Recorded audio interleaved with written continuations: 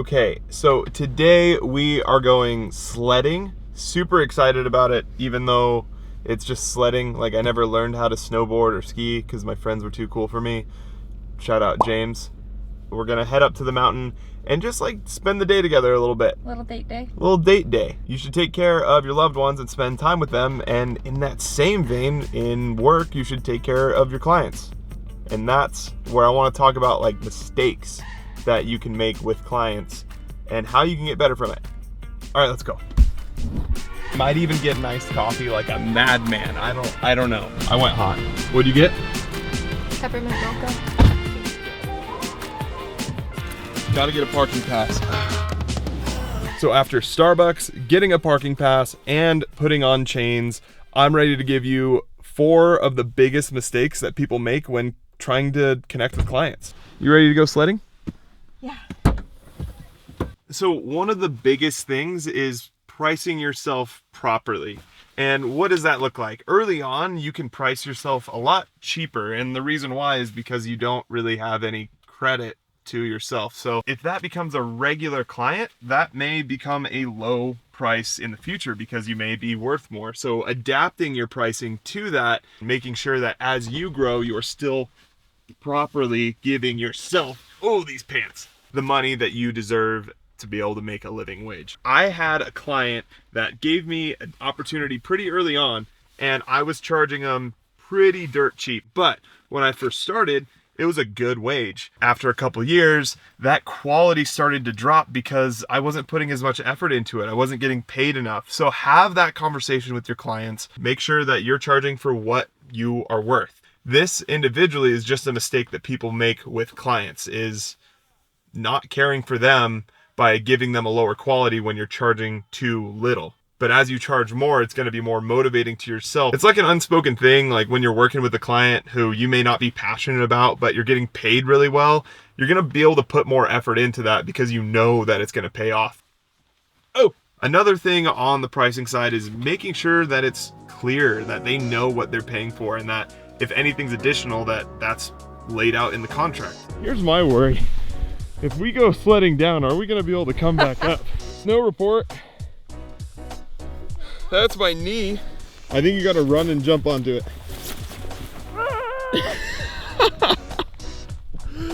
Dang it. I understand this is much more of a conceptual video, not so much direct tips on being practical, but I think these are some of the most important things that has gotten me clients outside of just the creative side. This one's to prove that I can snowboard. Up yours, James.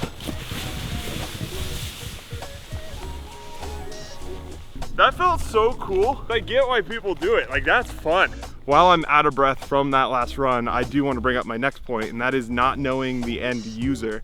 You may have like a really cool story in mind, but it doesn't resonate with the end user and it's not going to be effective. So another thing would be to understand who the end user is, who's the demographic of this company that you're working with, where are they going to be viewing it at, and what's their call to action. These are things that you need to have in mind. Make sure that this is a project for the client and it's going to help them grow. And I can literally feel my lips numbing while I'm speaking this part because my face just got blasted by snow. Oh! At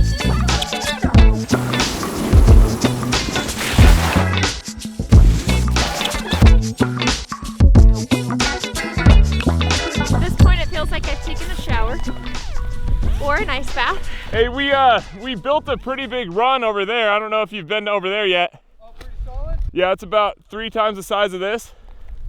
Really? You gotta let the other people know, because how are they gonna have a good time if we don't tell them to have a good time? Block the snow. That was a lot of fun. It's time to get changed. So it's time for point number 3, and that is to go above and beyond for your clients. Maybe not always above and beyond, but to be able to supply more than what they ask for. I wouldn't do this every time because then they'll expect it, but to be able to just give them something that they value, that's a gift in itself, and that's going to really push things more your way the next time that they're looking for a video contract. For example, shooting horizontal for a video that's vertical. Now, you kind of have to shoot in 4K to be able to get that cropping ratio down. to be able to adapt and have both, I can't tell you how many times I've shot a reel in horizontal, but then in the future they've said, hey, we actually would like that video as something on our website. Maybe it also includes going and getting that extra shot at an event where it's like, hey, I don't really need to get this over here, but it might be something we use in the future. So always having that in your mind of what are the client's needs, so that way I can supply them with more than even what they asked for. Maybe it's as simple as having a video that's long format for them and cropping it down to a 30-second version for promos, in hopes that in the future they actually lean to you again and want to come back to you because you've supplied them with more.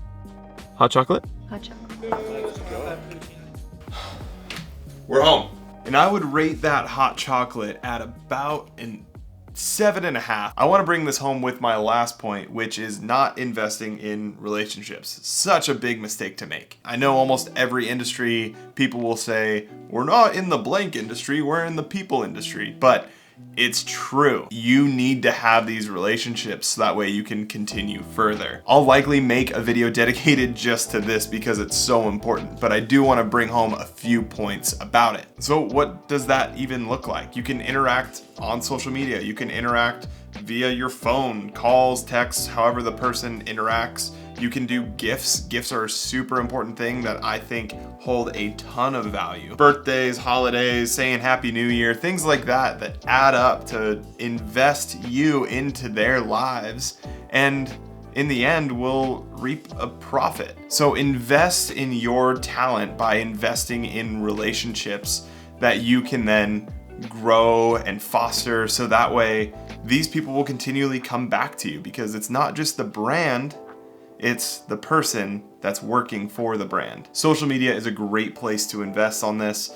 The people that are running the accounts may be the people who are hiring different contractors, and that could be you. But if you're not commenting and being involved in their social media and in their social community, you aren't a high possibility as much as you would if you were doing it. You can be such a fantastic creator, but if you can't invest into the client and give them what they're looking for, then you're just a creative, and that's it. So become a business person, be smart with your clients, don't make these mistakes that I've made for sure and many other people around are making.